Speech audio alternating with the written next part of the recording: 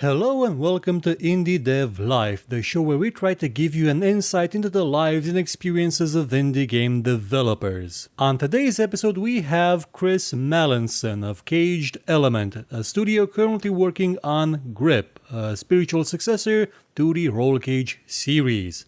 Without further ado, let's begin.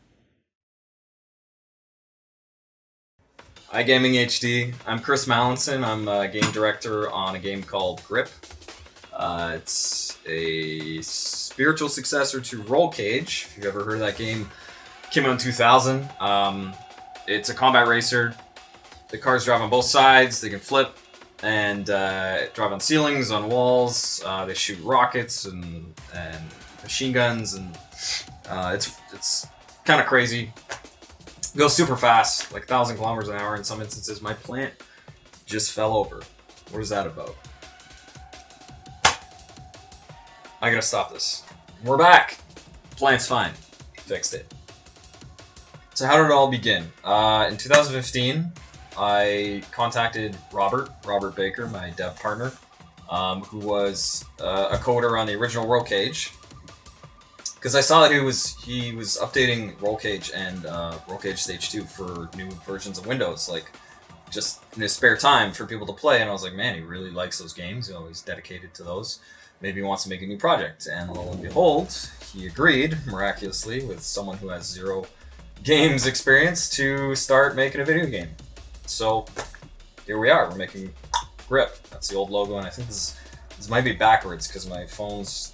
I can see myself. So we released the first trailer for the game in July of 2015, and the rest of the team kind of like, some of them emailed us and they were like, man, we like this project.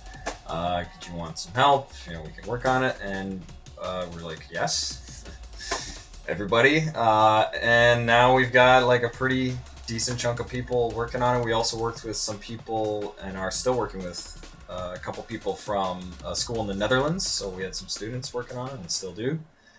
And a bunch of contributors, great modelers in various countries, the US and Europe, you know, all over. We're a remote studio, so the reason why it's only me here is because I'm the only person in Toronto, Canada, which is where the company's founded, Cage Element, and Robert's way out on a beach somewhere and halfway across the world, and then the other people are in Europe and UK and all over.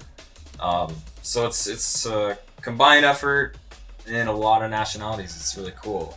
It does come with its own struggles because we're not in the same room. We can't just like give each other feedback right away. It's a different dev environment. It'd be nice if we were in the same room for like a month. We'd probably get twice as much done and overcome a bunch of issues and brainstorming sessions that we wanted to do. And it'll really help, but we're not. Reason why I wanted to become a developer is pretty much just because of Roll Cage. Yeah, I wanted to make a new game similar to it. People are going to say this is Roll Cage 3, but it's not exactly. We're not aiming to be exactly like Roll Cage, which probably will upset some of the hardcores. But me and Rob started this project off wanting to do like a little more gritty and heavy and kind of like not realistic, but just different from Roll Cage. Roll Cage was very sci-fi. It was like a lot of crazy particle effects and palm trees that exploded when you drove into them and shit like that. So, I mean, that's great, but we wanted to go a little bit more realistic. I wouldn't say just believable. What was my first interaction with video games? So we had Commodore 64. I think I'm Canadian, so Wayne Gretzky's Hockey was probably the first game. This is the first game I ever played? Maybe. It was awesome. There's blood in that game, maybe. No, you just flatten guys. No. That was my first game. My favorite character from a video game was probably Duke Nukem for a long time. But now I'd say I really liked CJ from... His name CJ? GTA San Andreas. I really like that game. That was an awesome game, and he's definitely one of the characters that sticks out. Commander Keen I played a lot. That was a lot of fun. I really like platformers, like the ones that what had come out last year. Inside last year by the same guys who did Limbo. Playdead is amazing. one of the best games I've ever played. Fantastic. What was the most memorable thing that I met in a game was probably in Half-Life 2 with that, no wait, sorry, not 2. First one with the big tentacle monster coming and smacking you, where it was pretty terrifying. You know, I'm just big a wuss. So in terms of our project, our brainstorming sessions, they come not as frequent as we'd probably hope because we are remote and we're all over the place. Like if we were in the same room, we'd be talking all the time. But since we're a remote studio, that it's split up and time differences too. So you got to take that into consideration and just like people's schedules in real life and yada yada. It's not a 9-to-5 job where you're guaranteed to see somebody. So brainstorming, we try to crush through as much as we can. We do. I mean, we're doing pretty good for a remote studio in terms of production. Obviously, people will disagree on things, and then usually like take a vote, or you just happens. Get through it. Any team you work on, you have to get through the hard stuff. There's always going to be hard stuff. My favorite game genre right now is probably like exploration. I was playing The Witness, and when you develop something like this all day, you're like blowing shit up constantly. You just want to relax and solve some puzzles, and The Witness is just phenomenal for that. It's amazing. What I do in the project is I do all the particle effects, most of them. I made this car right here. This is actually really old, this trailer. This is our first trailer, yeah. Teaser. And I do all the particle effects. I did that level. I do a bunch of the levels. I finish them off. And what else? I do all the business, all the marketing, many things. When you're a small team and there's not a lot of people, you don't have a lot of money, then you do as much as you can by yourself. So we all pull our weight, and we wear different hats. I probably wear the most. It's a lot of fun. It's better that way. My PC specs are a 3570K, overclocked to 4.2, with a 970 Zotac. Great company. For some reason, they get a bad rap from some people. What else? 16 gigs of RAM. Well, we draw inspiration for our game from obviously Roll Cage. It's awesome. One of my favorite games of all time. I used to really play a lot of racing games, but now that I've been developing Grip, and I play a lot of Roll Cage, it's like I always want to shoot things while I'm racing now, and also GTA lets you do that. So you got a couple games already where it's combat and it's racing. It's like I don't know if I can go back to strictly racing anymore. It's just not as fun. Right now we're on Steam, Humble Bundle, and Indie Gala, and they all have their strengths. Obviously Steam is a little more profitable than those other two. It's the biggest one, but we're not cutting anyone out. I guess it'd be cool to be on GOG as well. It's just we haven't thought about DRM free yet. We want to go to PSN. We want to go to Xbox Live. We want to go on both those consoles. It's just a matter of resources and figuring that out. So since I live in Toronto, there's Ubisoft here, Torn Banner. I actually know Chivalry guys. I know a few of them. They're pretty close to me. There's a bunch of studios in Toronto, small studios, Massive Damage. I know Ken there, and there's a bunch of great talent in Toronto. It's just a pool of talent, wealth. Just like Montreal. Montreal's like huge creative wealth of talent. So it's a great place to come if you're looking.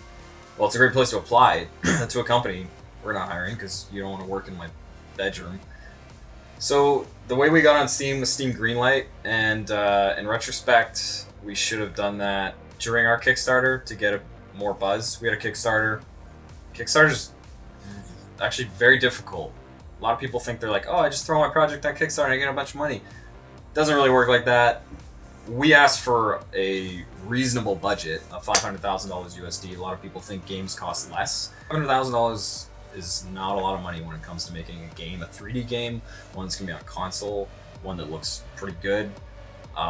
So anyway, it failed, but the point is, we did Steam Greenlight, and we passed with flying colors. I mean, like, a lot of people loved it, so we got lit pretty fast, and that's how we got on Steam. But now they're getting rid of that, apparently, in favor of like up to $5,000.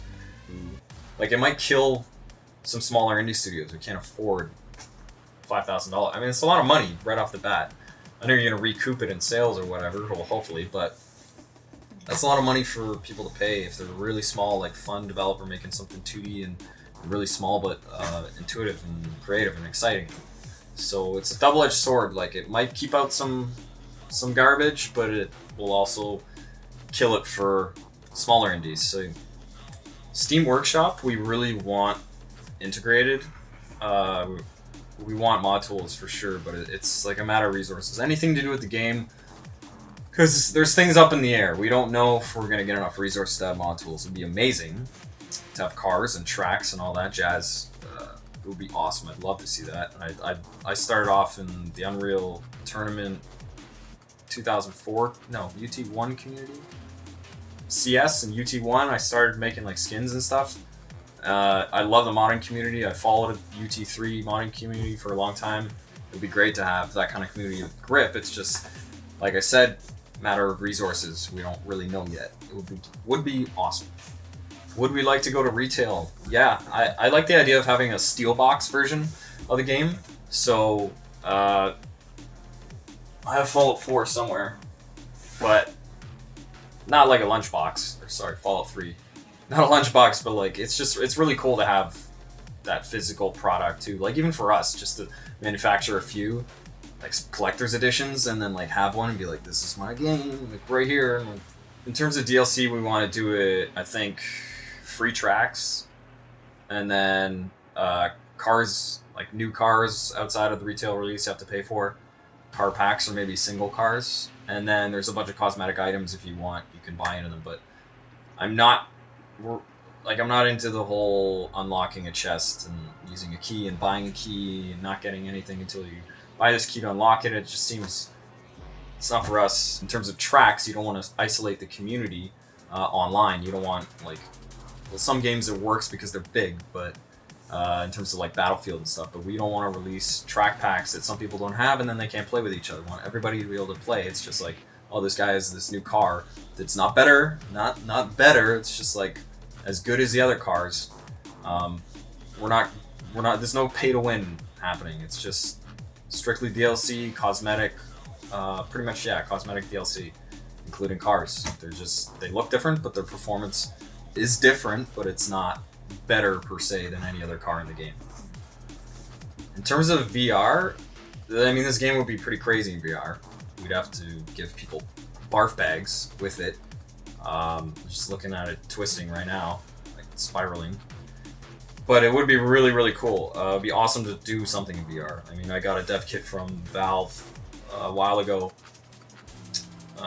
and played a bunch of awesome projects on there. It's a completely different experience. There's nothing like it, and it's definitely the future. It's just it hasn't caught on yet because it's too expensive. But once it does, it's like you're gonna see people wearing headsets walking on the street and walking into lampposts, and all kinds of stupid things. Like it's the next like selfie stick, like falling off a cliff because you're in a VR game and you thought you're trying to grab a bird and you fell off a cliff. Like it's gonna be something like that.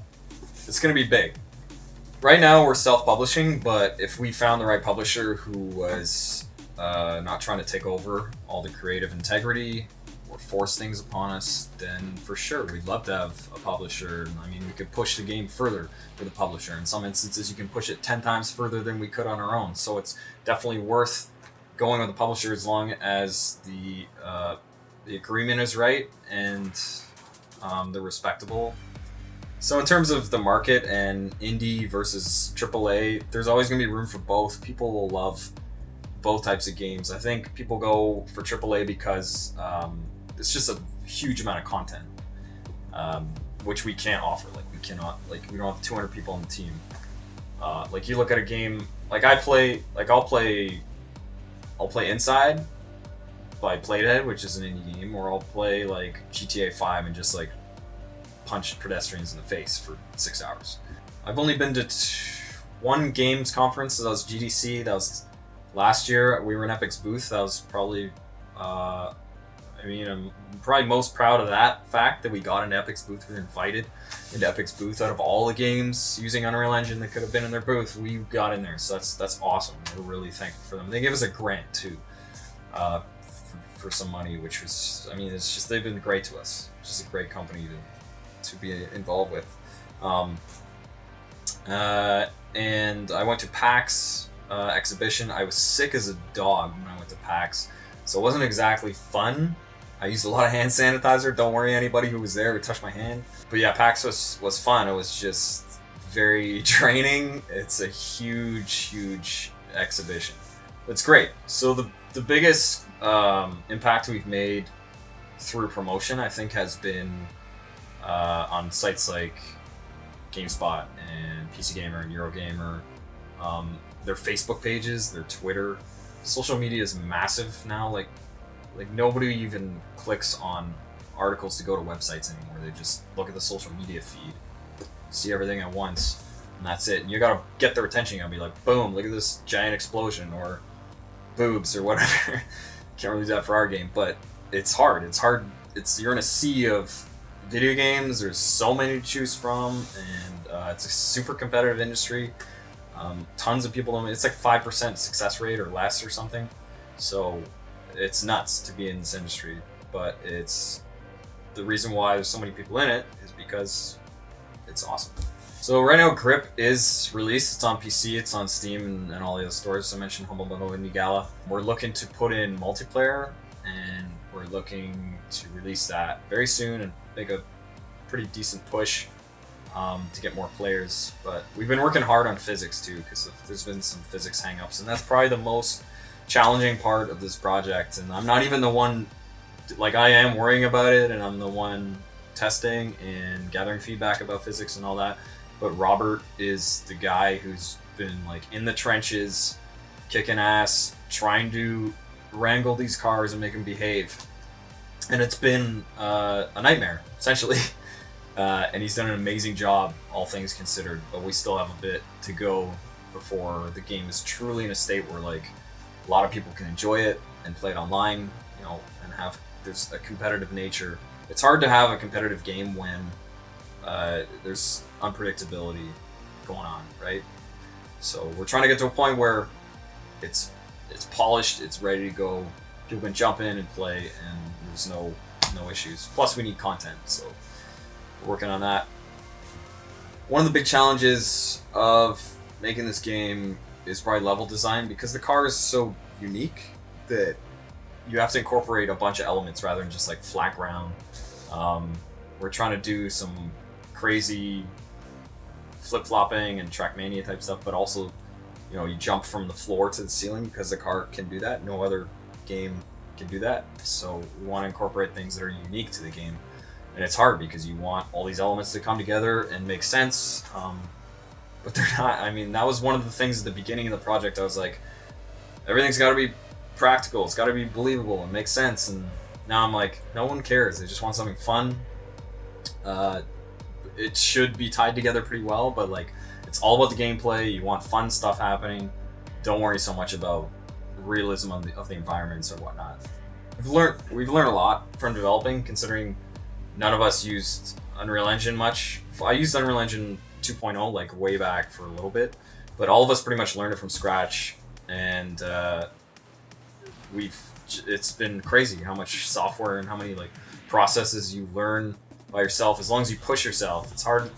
You're a remote team too, so like it's harder to motivate ourselves when there's no one else around. It's self-motivating, which is hard for a lot of people to do. So that's a challenge as well. But we've learned so much that if we finish this game tomorrow and we started a new one, our processes will be way more proficient, our pipeline better, everything just like more streamlined, and we'd probably get a game out in half the time.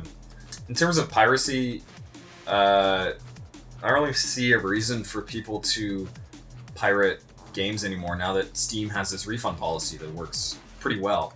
We get a bunch of our copies refunded each month. So some people don't like the game. It's the way it is.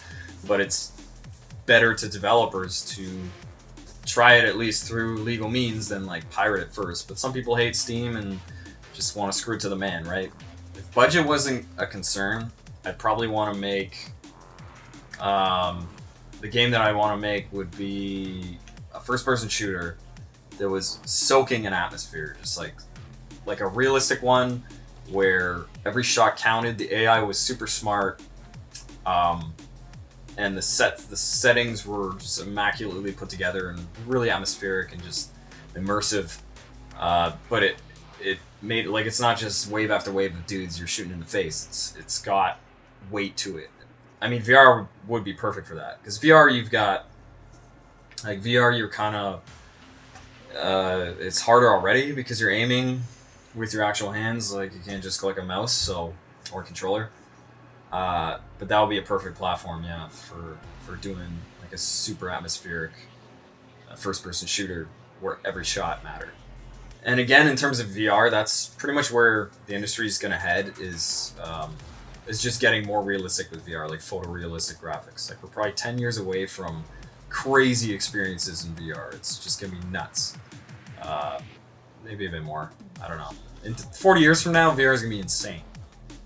It's gonna be real life, so it's gonna be a little bit scary. So that's where we're headed. So enjoy the non-VR games while you can. At least that's how I see it. So our plan for the future with this company, Caged Element, we want to finish Grip, obviously.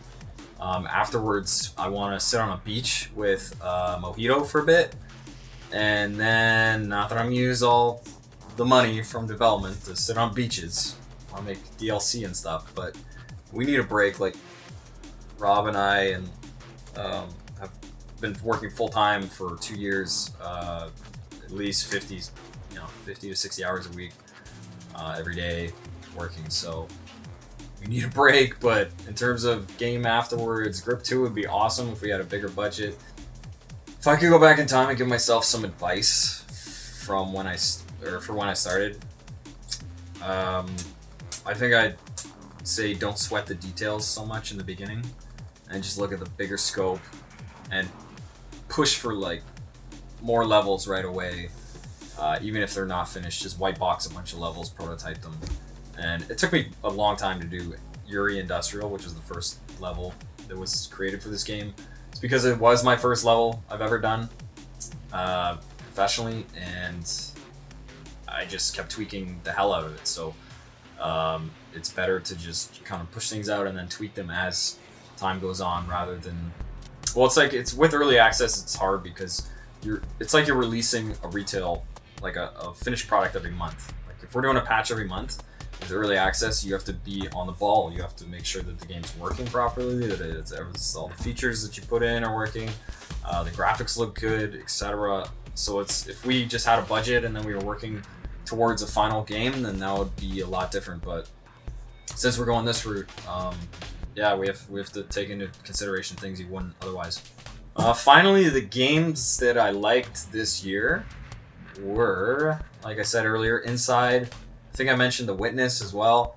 Those two are probably my favorite of the year, which is probably surprising considering I make this crazy combat game. I just want to chill and relax after a work day of this. I don't play a lot of games because I make video games. I kind of want to, like, I work so many hours that I just want to get off and go into the world. It doesn't happen often. I'll leave this room. Those are my two favorite games of 2016. Doom was awesome too, obviously. The first time I played Doom, I think I came home from the bar. I was kind of tipsy, and I played Doom, and I was like, this is mind-blowing. I think the first impression was really, really good, and it's not just because I was hammered, it's because it's an awesome game. So thanks to GaminGHD for letting me do this interview. It was cool. I hope you guys like it. I hope I didn't bore the shit out of you. Can I swear? Maybe he's beeping that out. I don't know. There's our game, Grip. If you check it out, www.gripvideogame.com. And thanks again. Thank you for watching this show. If you enjoyed it, please consider watching some of our other videos and maybe sharing them or giving a thumbs up if you feel like it. And if you really liked what you saw, please check out our Patreon page. For just $1 a month, you could help us make much better shows and get some rewards in the process.